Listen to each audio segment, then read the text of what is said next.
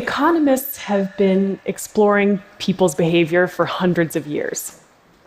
How we make decisions, how we act individually and in groups, how we exchange value. They've studied the institutions that facilitate our trade, like legal systems, corporations, marketplaces. But there is a new technological institution that will fundamentally change how we exchange value, and it's called the blockchain. Now, that's a pretty bold statement, but if you take nothing else away from this talk, I actually want you to remember that while blockchain technology is relatively new, it's also a continuation of a very human story. And the story is this. As humans, we find ways to lower uncertainty about one another so that we can exchange value. Now, one of the first people to really explore the idea of institutions as a tool in economics to lower our uncertainties about one another and be able to do trade was the Nobel economist Douglas North. He passed away at the end of 2015, but North pioneered what's called new institutional economics. And what he meant by institutions were really just formal rules, like a constitution, and informal constraints, like bribery. These institutions are really the grease that allow our economic wheels to function. And we can see this play out over the course of human history. If we think back to when we were hunter-gatherer economies, we really just traded within our village structure. We had some informal constraints in place, but we enforced all of our trade with violence or social repercussions.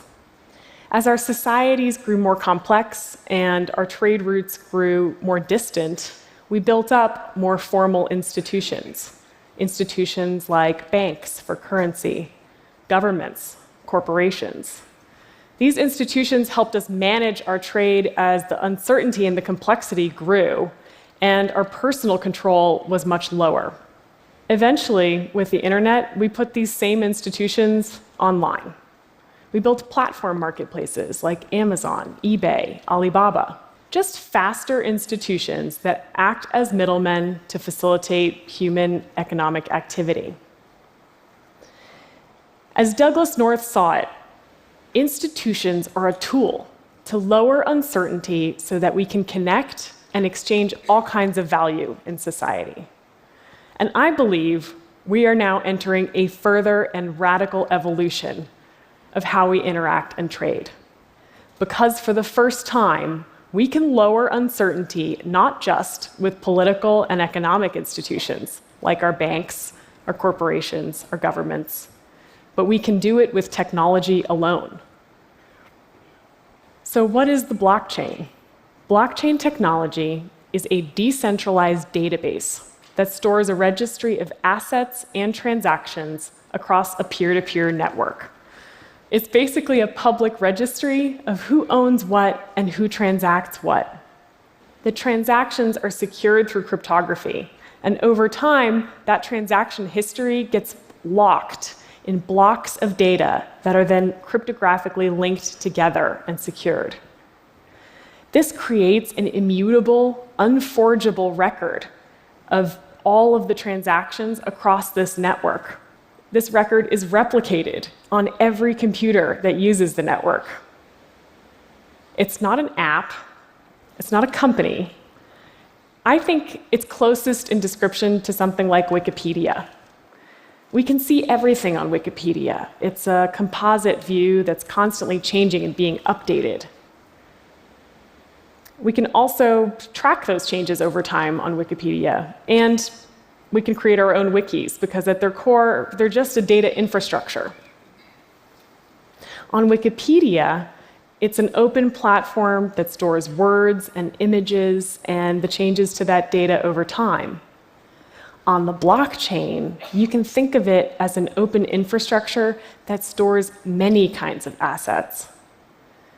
It stores the history of custodianship, ownership, and location for assets like the digital currency Bitcoin, other digital assets like a title of ownership of IP, It could be a certificate, a contract, real-world objects, even personal identifiable information. There are, of course, other technical details to the blockchain, but at its core, that's how it works. It's this public registry that stores transactions in a network and is replicated so that it's very secure and hard to tamper with. Which brings me to my point of how blockchains lower uncertainty and how they therefore promise to transform our economic systems in radical ways. So uncertainty is kind of a big term in economics, but I want to go through 3 forms of it that we face in almost all of our everyday transactions, where blockchains can play a role. We face uncertainties like not knowing who we're dealing with, not having visibility into a transaction, and not having recourse if things go wrong. So let's take the first example, not knowing who we're dealing with. Say I want to buy a used smartphone on eBay. The first thing I'm going to do is look up who I'm buying from. Are they a power user? Do they have great reviews and ratings? Or do they have no profile at all? Reviews, ratings, check marks, these are the attestations about our identities that we cobble together today and use to lower uncertainty about who we're dealing with. But the problem is they're very fragmented. Think about how many profiles you have. Blockchains allow for us to create an open global platform on which to store any attestation about any individual from any source. This allows us to create a user-controlled, portable identity. More than a profile, it means you can selectively reveal the different attributes about you that help facilitate trade or interaction. For instance, that a government issued you an ID, or that you're over 21, by revealing the cryptographic proof that these details exist and are signed off on. Having this kind of portable identity around the physical world and the digital world means we can do all kinds of human trade in a totally new way. So I've talked about how blockchains could lower uncertainty in who we're dealing with. The second uncertainty that we often face is just not having transparency into our interactions. Say you're going to send me that smartphone by mail. I want some degree of transparency. I want to know the product I bought is the same one that arrives in the mail and that there's some record for how it got to me. This is true not just for electronics like smartphones, but for many kinds of goods and data, things like medicine, luxury goods, any kind of data or product that we don't want tampered with. The problem in many companies, especially those that produce something complicated like a smartphone, is they're managing all of these different vendors across a horizontal supply chain. All of these people that go into making a product, they don't have the same database. They don't use the same infrastructure. And so it becomes really hard to see transparently a product evolve over time. Using the blockchain, we can create a shared reality across non-trusting entities. By this, I mean all of these nodes in the network do not need to know each other or trust each other because they each have the ability to monitor and validate the chain for themselves. Think back to Wikipedia. It's a shared database. And even though it has multiple readers and multiple writers at the same time, it has one single truth. So we can create that using blockchains. We can create a decentralized database that has the same efficiency of a monopoly without actually creating that central authority. So all of these vendors, all sorts of companies, can interact using the same database without trusting one another. It means for consumers, we can have a lot more transparency. As a real-world object travels along, we can see its digital certificate or token move on the blockchain, adding value as it goes. This is a whole new world in terms of our visibility. So I've talked about how blockchains can lower our uncertainties about identity and how they change what we mean about transparency in long distances and complex trades, like in a supply chain. The last uncertainty that we often face is one of the most open-ended, and it's reneging. What if you don't send me the smartphone? Can I get my money back? Blockchains allow us to write code, binding contracts between individuals, and then guarantee that those contracts will bear out without a third-party enforcer. So if we look at the smartphone example, you could think about escrow. You are financing that phone, but you don't need to release the funds until you can verify that all the conditions have been met. You got the phone. I think this is one of the most exciting ways that blockchains lower our uncertainties, because it means to some degree we can collapse institutions and their enforcement. It means a lot of human economic activity can get collateralized and automated, and push a lot of human intervention to the edges, the places where information moves from the real world to the blockchain.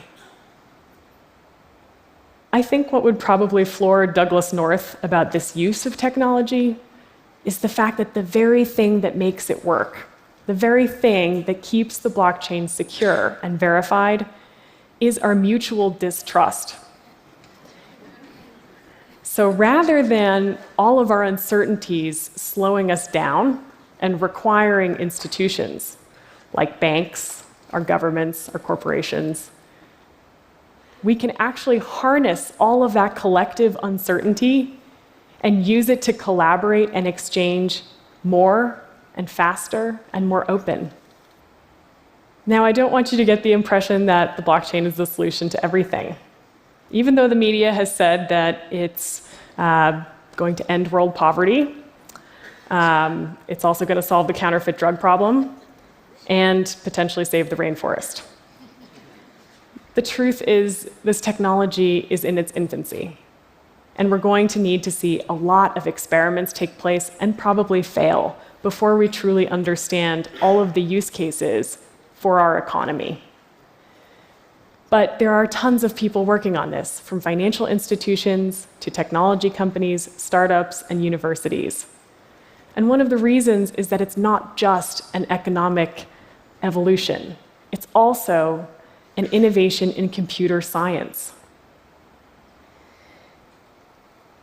Blockchains give us the technological capability of creating a record of human exchange of currency, of all kinds of digital and physical assets, even of our own personal attributes in a totally new way. So in some ways, they become a technological institution that has a lot of the benefits of the traditional institutions we're used to using in society. But it does this in a decentralized way. It does this by converting a lot of our uncertainties into certainties. So I think we need to start preparing ourselves, because we're about to face a world where distributed autonomous institutions have quite a significant role. Thank you.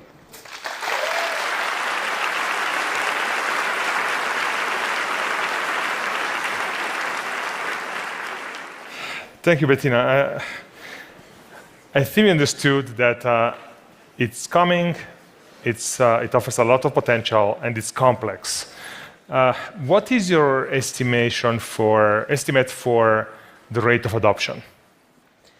I think that's a really good question. My lab is pretty much focused on going the enterprise and government route first, because in reality, blockchain is a complex technology. How many of you actually understand how the internet works? But you use it every day. So I think we're sort of facing the same John Scully idea of technology should either be invisible or beautiful. And blockchain is kind of neither of those things right now. So it's better suited for either really early adopters who kind of get it and can tinker around, or for finding those best use cases like identity or asset tracking or smart contracts that can be used at that level of an enterprise or government. Thank you. Thanks for coming to TED. Thanks.